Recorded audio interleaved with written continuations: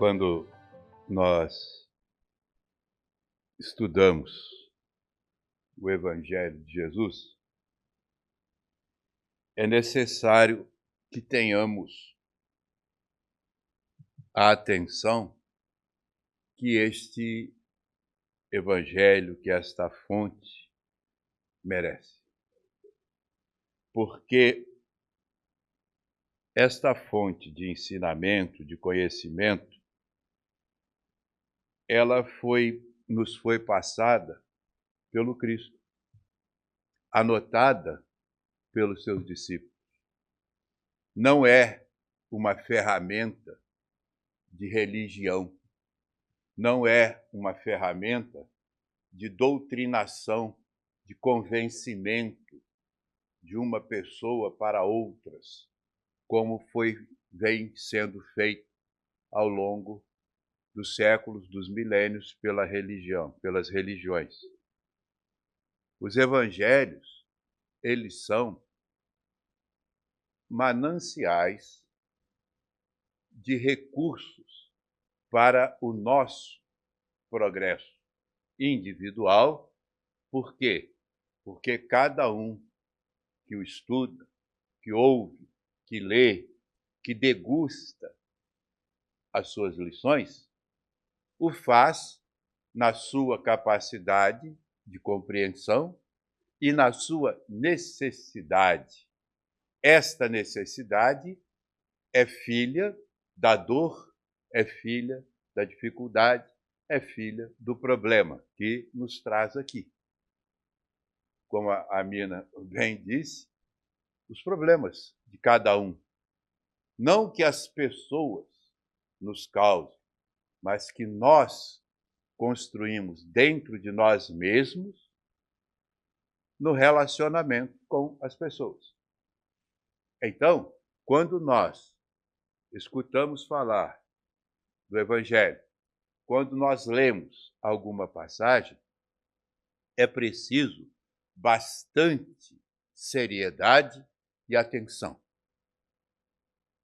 pelo conteúdo de informações que ali existe e pode e vai, com certeza, nos auxiliar em muito.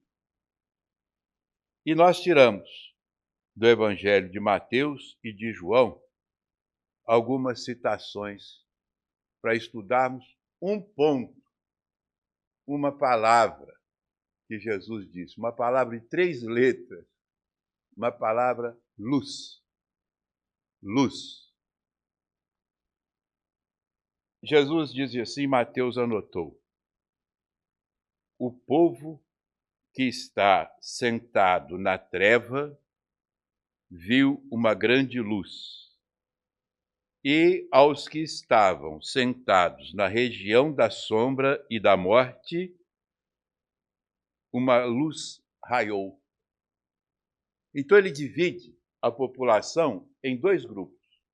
Um grupo que estava sentado na treva, quer dizer, na escuridão, e este grupo viu a luz. E uma outra parcela estava sentada na região da sombra e da morte, quer dizer, de mais dor ainda. E ali raiou uma luz. Nós observando, nós vamos ver que Jesus falou, a luz brilhou para todos, independente de quem quer que fosse, seja e como esteja. Mal, bem, mais ou menos, muito mal, muito bem. Quer dizer, a luz sempre ilumina quem está na face do planeta. E Jesus, mais adiante, diz assim, e João anota, meu reino não é deste mundo. Frase curtinha. Meu reino não é deste mundo. Somando com a luz que se faz para todas as pessoas, nos leva, quem tem um pouquinho de intenção, nos leva a pensar, se não é deste mundo, de que mundo é? aconteceu que as religiões pegaram esta frase, meu reino não é deste mundo, criaram uma ficção de um mundo ideal em algum lugar, em outro lugar, um mundo de mel e uva, um mundo de prazeres que nós alcançaremos depois de vivermos as amarguras deste mundo, como eles dizem, esquecido por Deus. Olha que absurdo. Deus esqueceu esse mundo, mas projetou um mundo futuro que quem for obediente, temente a Deus, alcançará. Distorceu-se tudo. Ele disse que quem estava assentado na treva ou quem estava à sombra da morte viu a luz, quer dizer, não há distinção. A luz se fez presente para todos.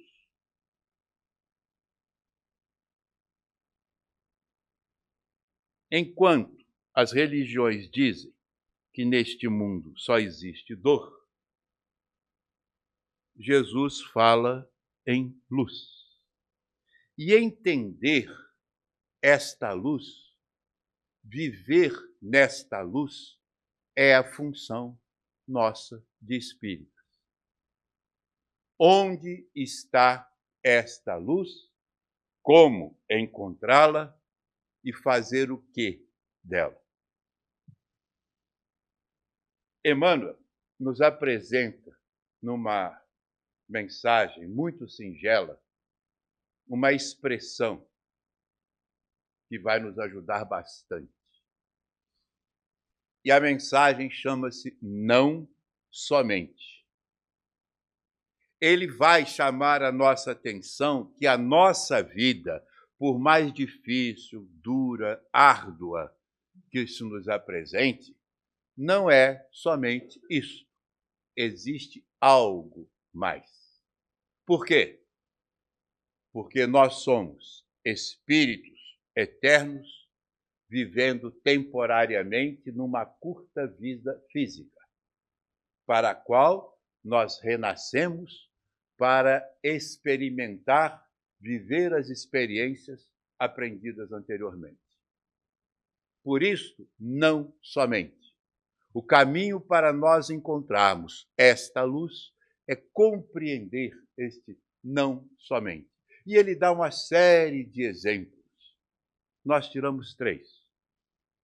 Não somente a cirurgia que elimina a doença orgânica, mas, igualmente, o esforço próprio que anula o defeito íntimo.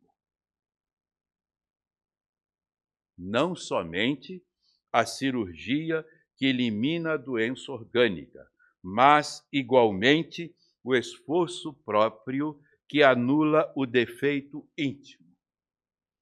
Não somente o agasalho que protege o corpo, mas também o refúgio do conhecimento superior que fortalece a alma.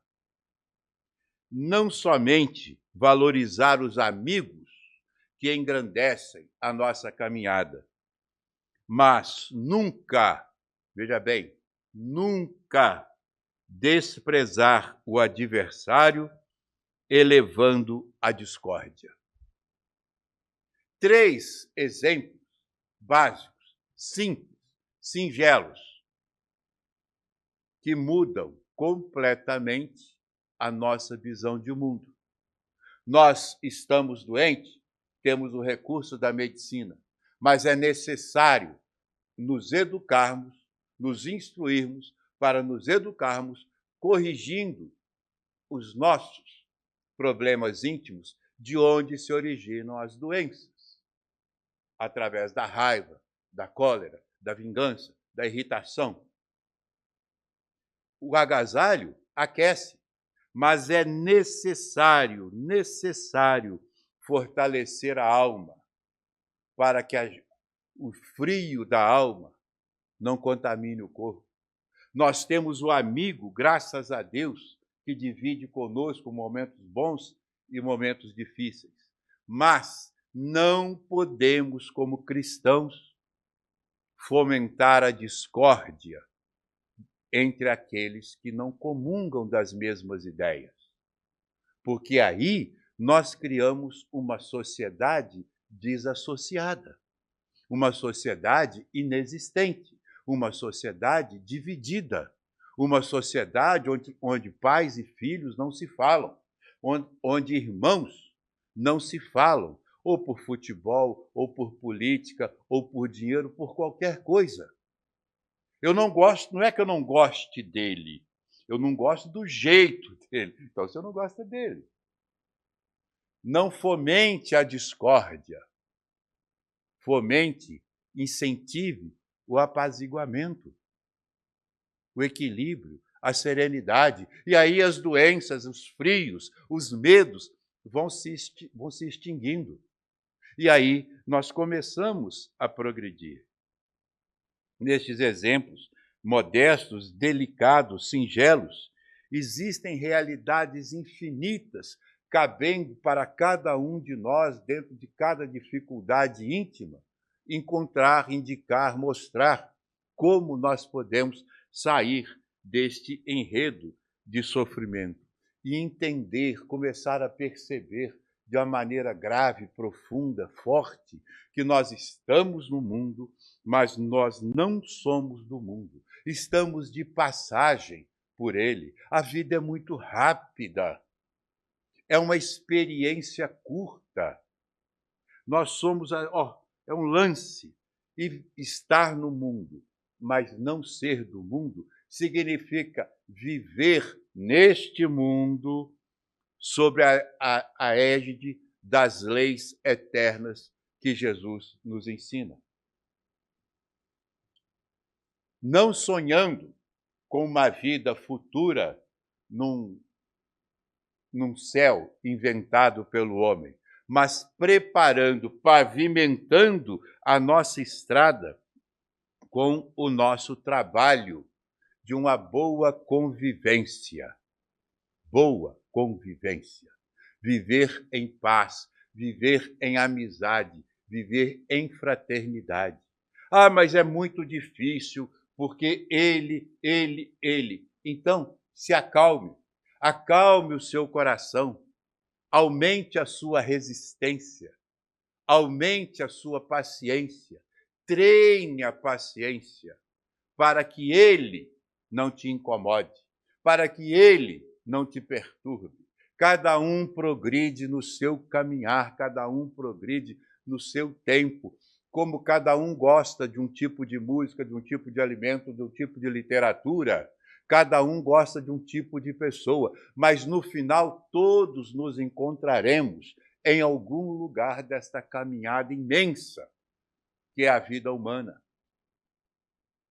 Então, viver, estar neste mundo e não pertencer a ele é não se enredar nas armadilhas do mundo.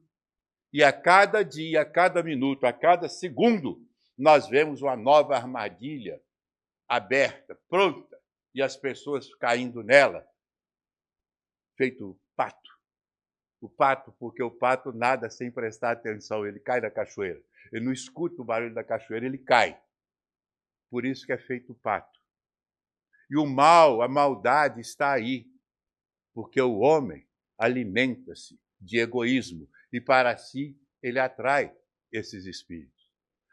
Estar no mundo e não ser do mundo significa viver sob a égide das leis de Jesus.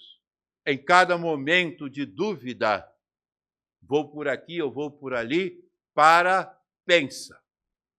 Uma reflexão ligeira.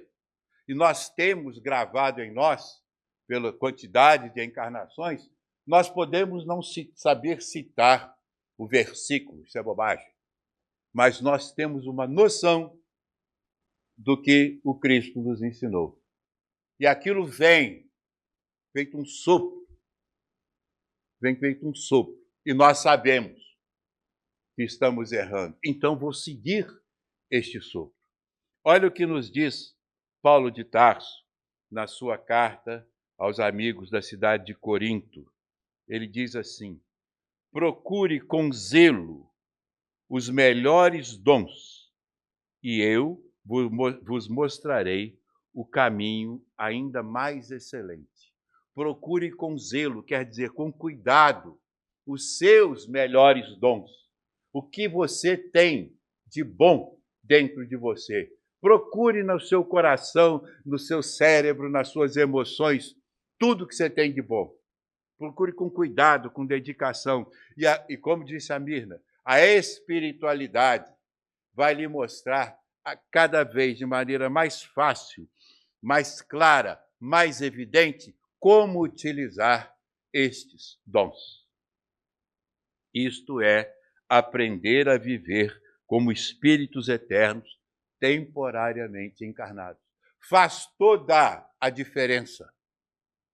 De uma maneira bem grosseira, quem começa a enxergar a vida como um caminho longo da eternidade, a primeira coisa que elimina é o desejo de vingança.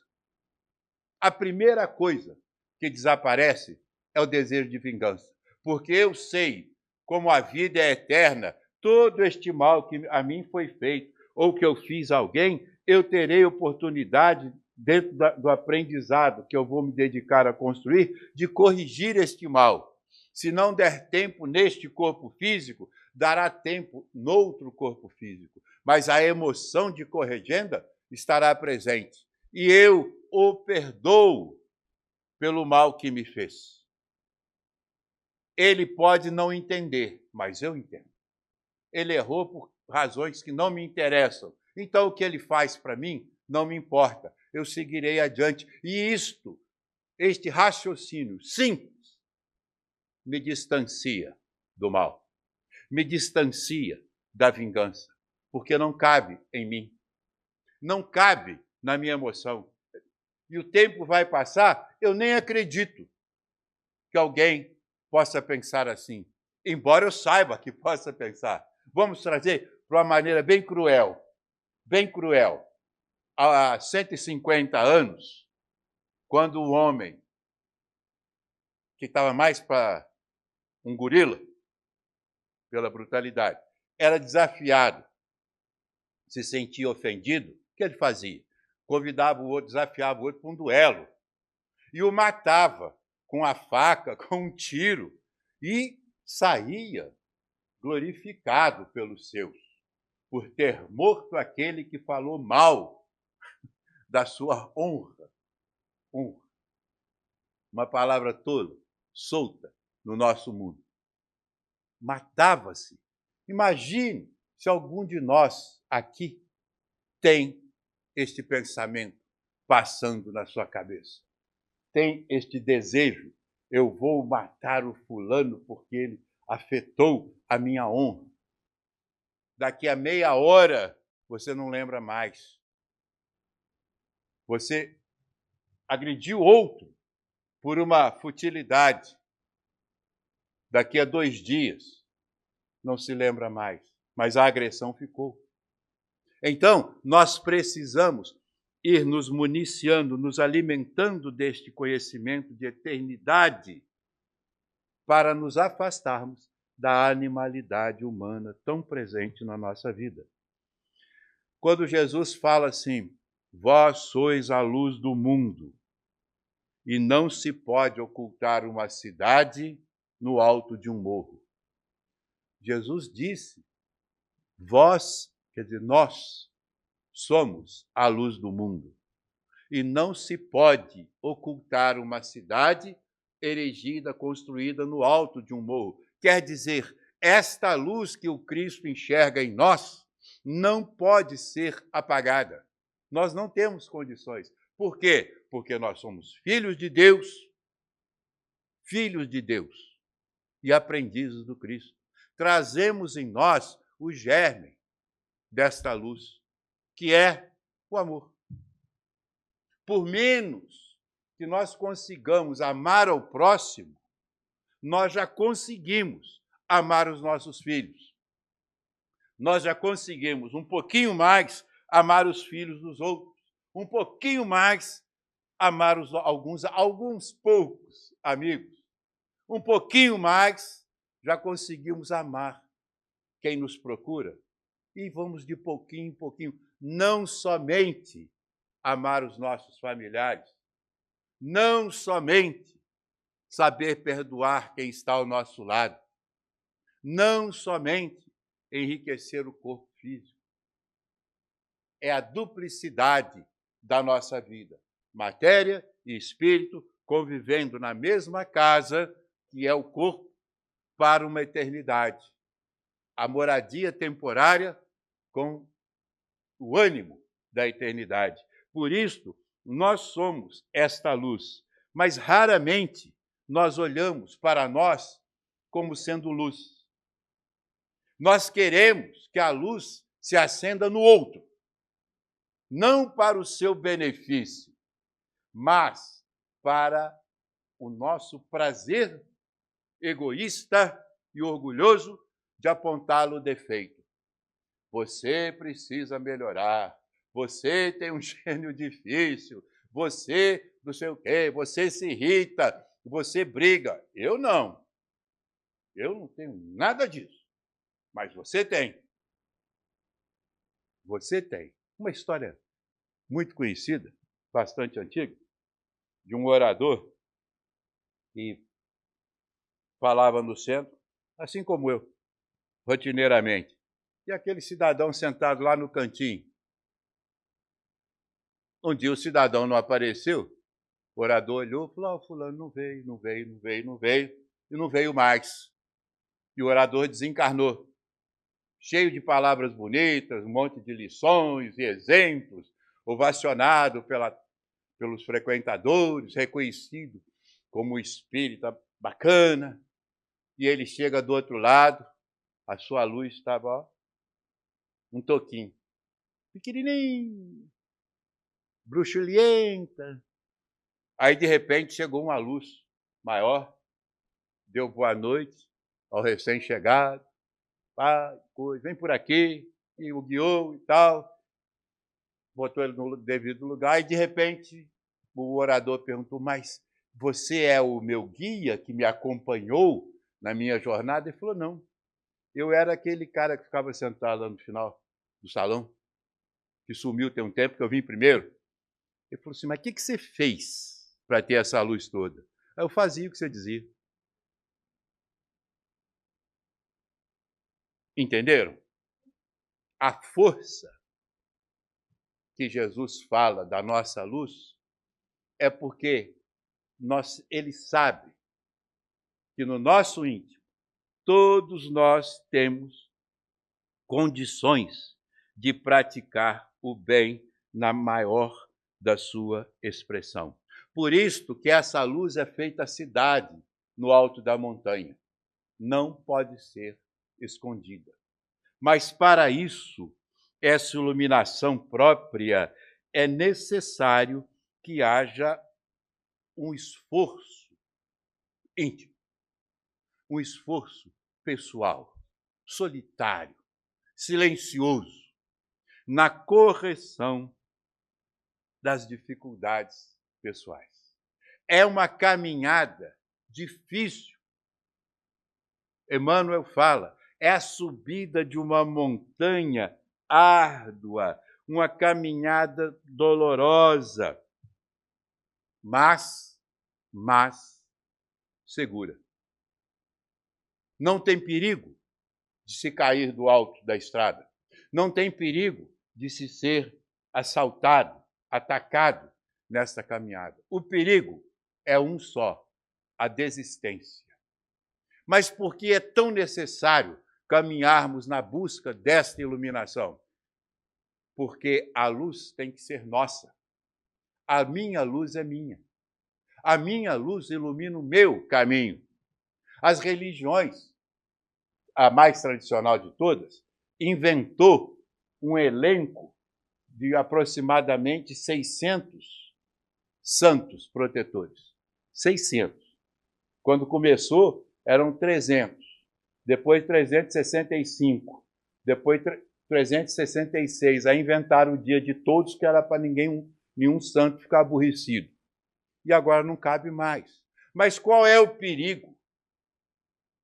Qual é o perigo que nós corremos quando nós nos apoiamos na luz alheia de um santo, de um médium, de um vidente, de um guru, que nós andamos do lado dele, bajulando até. O perigo é que o progresso é individual.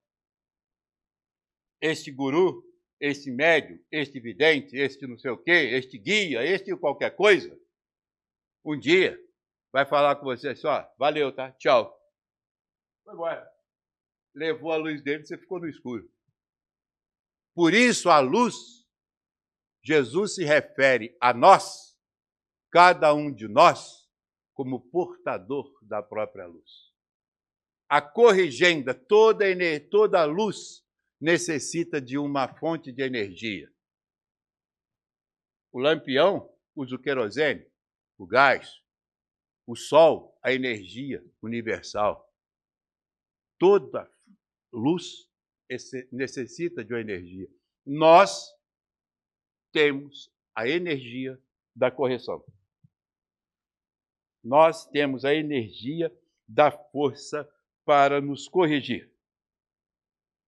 E essa palavra que Jesus usa de uma maneira precisa, luz, luz, que os seus discípulos sejam a luz do mundo. E esta cidade, que somos nós, jamais ficará escondida. Mesmo enfrentando gigantescas dificuldades, como acontece com todos, mesmo na subida rígida, não importa. O cultivo, o esforço para que a energia interior gere esta luz. É o esforço pessoal de eliminarmos as nossas más tendências. Quais? Cada um sabe as suas. Por isso não cabe ninguém dizer o que faz. Apenas, simples e enérgica, simples e fortemente, siga os ensinos de Jesus.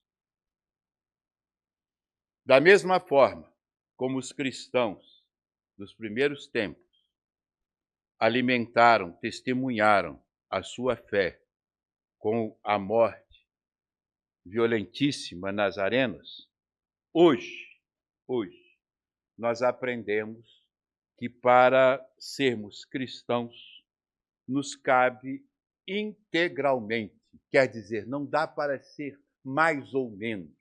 Eu sou espírita aqui, ali não. Não. O espírita é aquele que entende a eternidade da vida e vive esta vida sobre as leis do Cristo, contrariando-as o menos possível. Claro que nem tudo nos é possível, porque estamos começando a aprender agora, mas o esforço.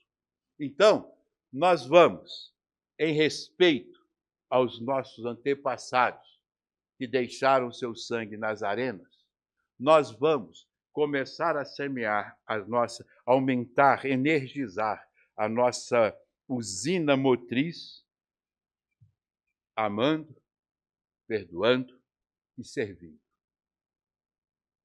Amar, perdoar e servir.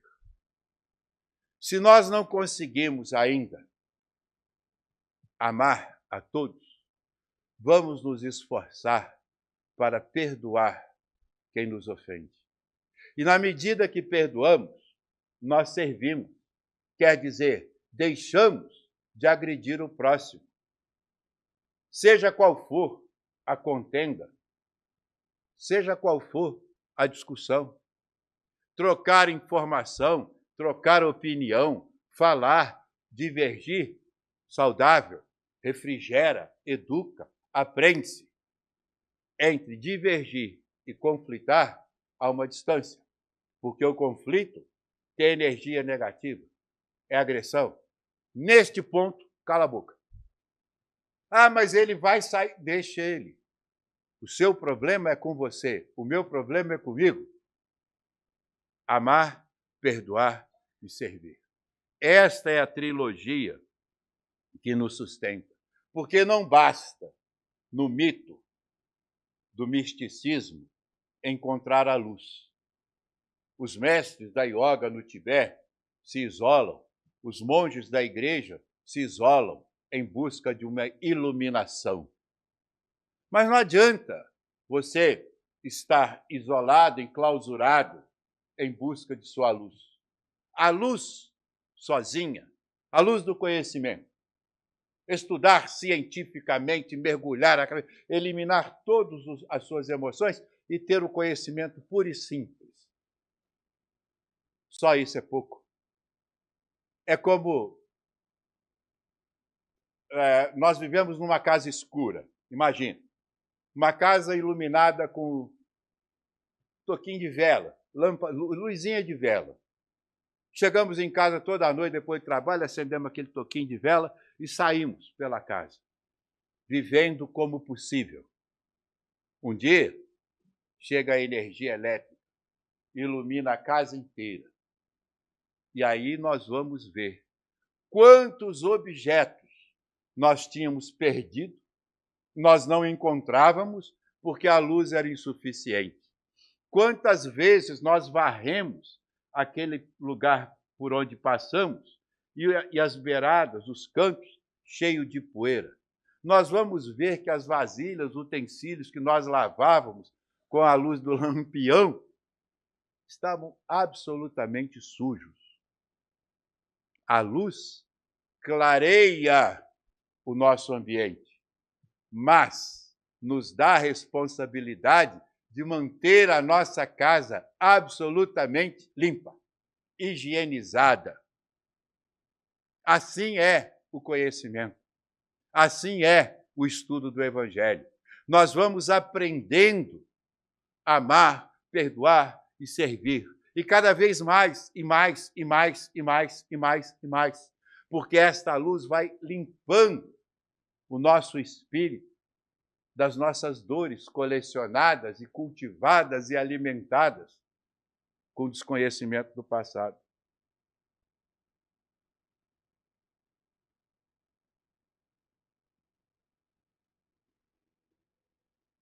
Vós sois a luz do mundo, disse Jesus. A claridade afasta todos os medos. Vocês já viram, quando nós lemos histórias antigas, quantas superstições, quantos bichos, quantos monstros tinha naquela curva da estrada, quanta casa mal assombrada, quanto horror. Veio a iluminação e acabou. Eu era criança, a gente não passava perto do cemitério municipal depois das 9, porque tinha alma penada. Tinha mula sem cabeça que soltava fogo pela boca. Essa era a grande pergunta. Como é que solta fogo pela boca se ela não tem cabeça? Mas ela aparece. Aí vem Allan Kardec e ensina que a alma penada é um espírito que traz em si o desconhecimento da condição de espírito. E aí nós começamos a estudar. E esta alma penada vira um amigo. É um sofredor como nós que perdeu o corpo físico. Por isso Jesus fala que nós somos a luz do mundo. E esta luz que ilumina o nosso planeta, o Sol, que nós ficamos rogando por ele nas manhãs de inverno. Ele ilumina o negro, o branco, todos os seres humanos. Ele ilumina quem está sentado na ignorância, quem está sentado no medo. Por que então nós, portadores de tanta luz interior, discriminamos as pessoas com as quais nós não compactuamos? A maneira de vida, a cor da pele, o tamanho, a altura, o peso. Nós tomamos raiva de alguém, recusamos-nos a conversar com aquele alguém porque ele é diferente. O que é isso? O que é isso? Todos somos filhos do mesmo Pai. Todos. somos irmãos em Cristo. As diferenças são de percurso, mas o destino é o mesmo. É o progresso, é o corpo no caixão, o caixão no buraco, ou na fornalha de um crematório e virou pó. Acabou? E o espírito segue a sua jornada, sem distinção de cor, de sexo, de tamanho, de coisa alguma. Apenas as diferenças naturais do conhecimento. Mas o progresso do conhecimento não é negado a nenhum de nós.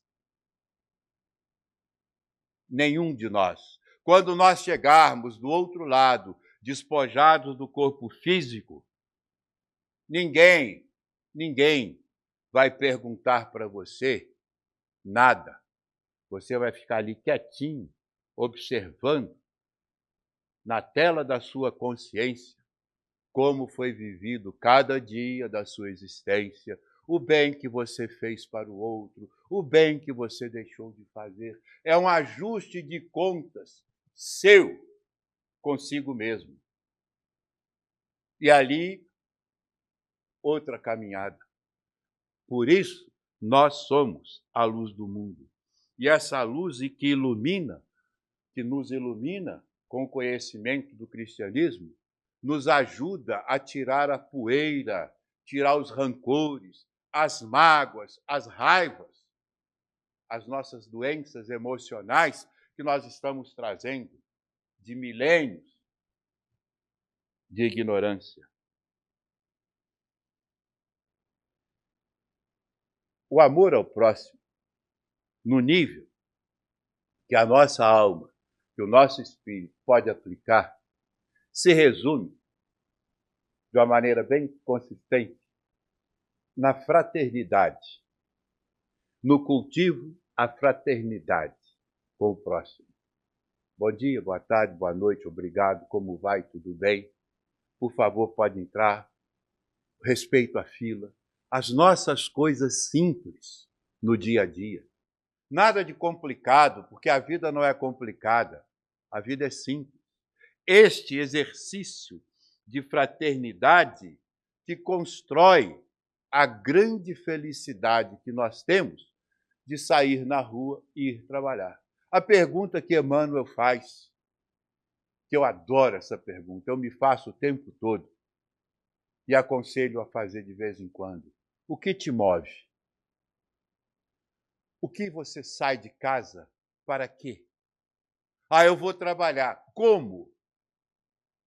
Como você vai conviver no trabalho? Que energia impulsiona você a fazer o seu dia a dia?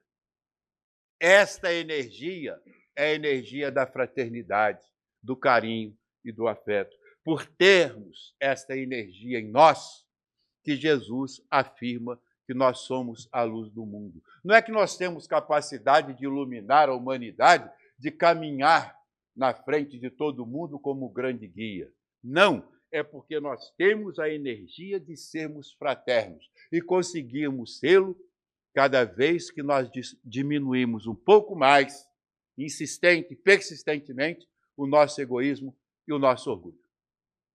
Na medida que diminuímos isso, a fraternidade cresce de maneira substancial. E assim, nós vamos construindo esta usina de força e começamos a ser conhecidos, reconhecidos como pessoas de boa vontade. E aí estaremos glorificando as ações e os exemplos da maior luz que pousou sobre este planeta, que é o Cristo de Deus. Fiquemos com Deus.